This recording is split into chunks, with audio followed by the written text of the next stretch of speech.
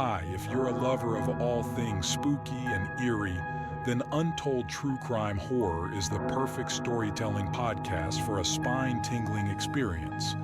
As you tune in to this petrifying horror experience, do not forget to subscribe, as your nightmares are about to get a whole lot scarier.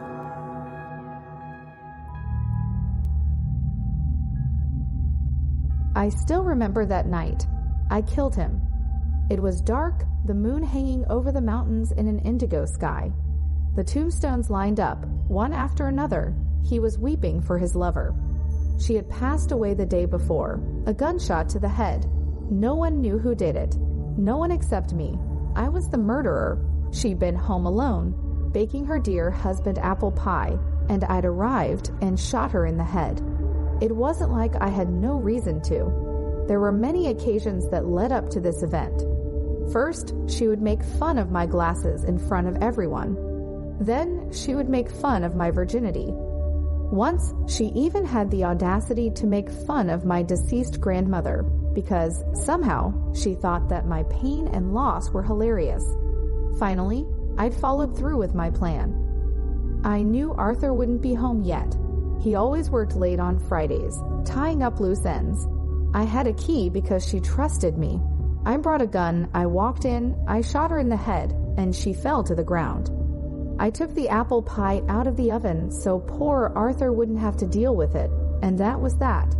I hate to admit this, but the sound that the gun made when it killed her actually satisfied me. I felt immensely powerful and immensely proud of myself for what I'd done, but only for a split second.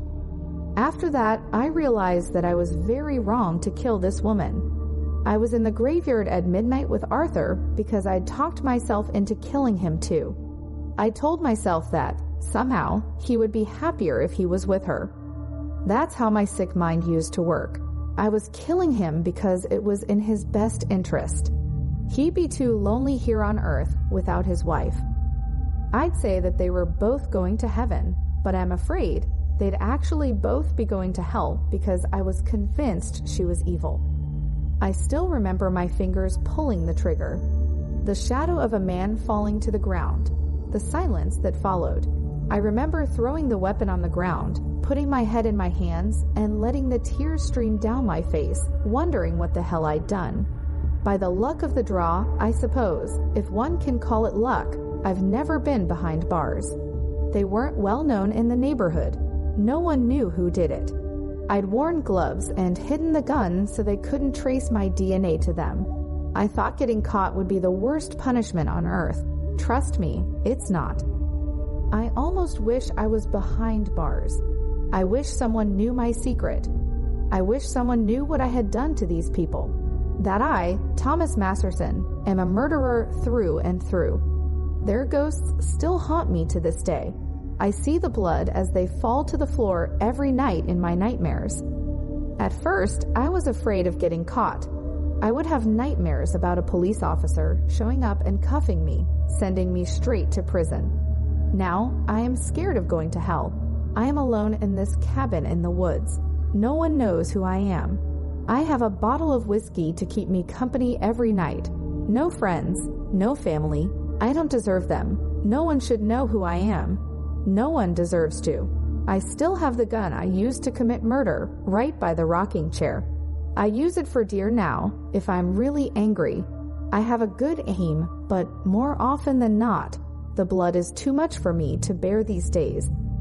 I hide out in these woods, hoping no one will ever find me, but any murderer will tell you, anyone with a semblance of empathy at least, that it is impossible to escape a guilty conscience.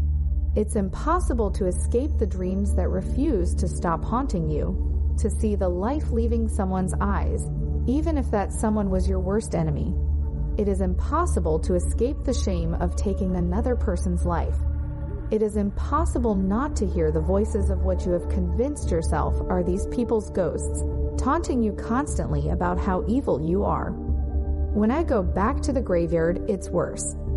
I can swear that I see their apparitions, but they fade away the minute I reach out my finger to touch them or ask them a question or try to apologize.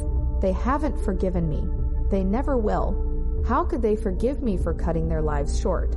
Something only God has the right to do. How could they? I haven't even forgiven myself. I stare at the moon rising over the mountains and urge myself to look at their graves, daring their spirits to come out. I punish myself this way. I feel that I deserve some kind of punishment, yet I can't even begin to think about turning myself in. If other people knew what I'd done, if I couldn't take walks in these mountains, I don't know if I could bring myself to live another day. They whisper to me that I am a sinner, that I will go to hell, that they will never stop haunting me. An apology begins to leave my lips, a hope in my chest that, somehow, they can forgive my unforgivable act. Yet, before I can utter one, they disappear into the night. I sit and I hold my head in my hands, rocking back and forth, desperately fighting the tears that burst through my eyes, moaning, not caring if anyone hears me. A police car passes on the street. It doesn't stop. I don't know whether to feel relief or torture. The pit in my stomach gets bigger.